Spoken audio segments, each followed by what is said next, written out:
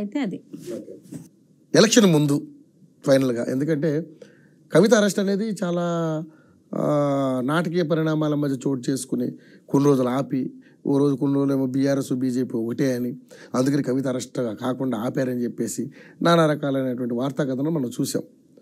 So ఈరోజు కవిత arrest ఎటకేలకు జరిగిపోయింది. ఎందుకంటే అది ఎలక్షన్ ముందు జరిగింది.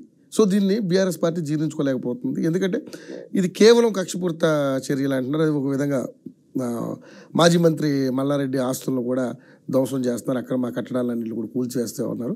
సో ఇవన్నీ కూడా ప్రభుత్వం చేస్తున్నట్టు కక్షపూరిత చర్యలు. బీఆర్ఎస్ కాంగ్రెస్ బీజేపీ కాంగ్రెస్ ఒకటే అయిపోయి చేస్తున్నాయని మీరు ఆరోపణ చేశారు. ఏంటి నిజంగా ఈ ఆరోపణలో ఏంటి ఎంత బలం ఉందనుకుంటున్నారు? ఇప్పుడు ఒకటండి, సుప్రీంకోర్టులో కేసుకు సంబంధించిన విచారణ అనేది జరుగుతుంది. అంటే కవితకి సంబంధించి ఆల్రెడీ తను సుప్రీంకోర్టులో ఒక పిటిషన్ వేసింది.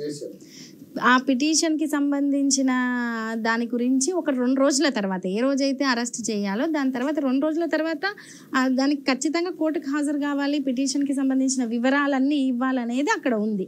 దానికి 2 రోజుల ముందు కరెక్ట్ మోడీ గారు హైదరాబాద్కి వచ్చిన సందర్భంలో ఎంపీ ఎలక్షన్ నోటిఫికేషన్కి 1 రోజు ముందు జరగడం అనేది ఒకటి. ఇంకొకటి జస్ట్ మిమ్మల్ని విచారించడానికి మాత్రమే వచ్చామని చెప్పారు.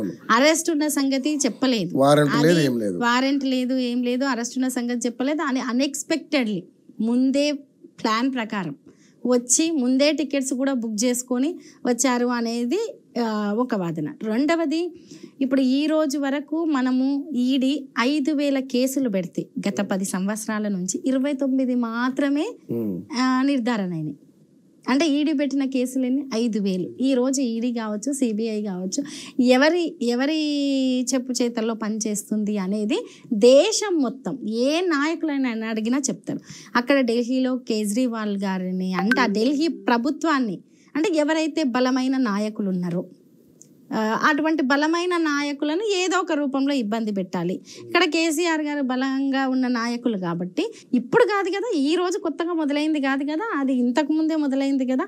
సో బలంగా ఉన్న నాయకులు కాబట్టి కేసీఆర్ గారిని ఇబ్బంది పెట్టాలంటే ఏదో ఒక రూపంలో ఇలా అని అట్లా ఇదంతా ఇప్పుడు మనం దీని గురించి మాట్లాడుకుంటున్నాం. మరి దేశవ్యాప్తంగా అంత కోట్లే ఎలక్టోరల్ బాండ్స్ గురించి మాట్లాడుతున్నాం. మరి దాని గురించి ఏం సమాధానం చెప్తారు?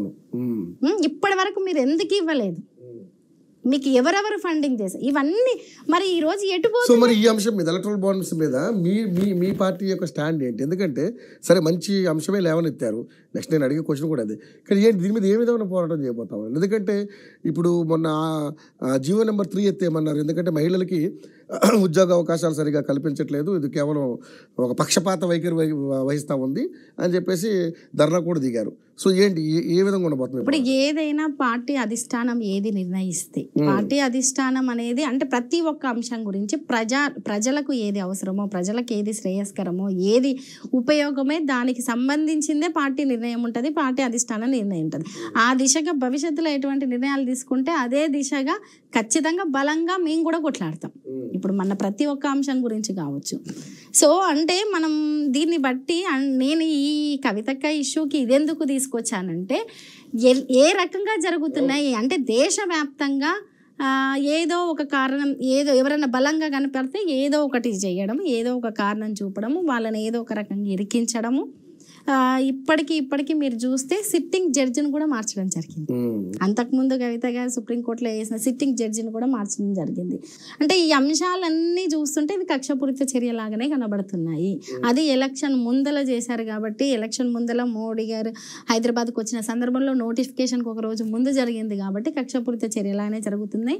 రేపు ఆ విచారణ అదంతా కొనసాగిన తర్వాత ఏం జరుగుతుందో దాన్ని బట్టి నిర్ణయాలు తీసుకుంటారు. ఓకే, ఈ మధ్య కొత్త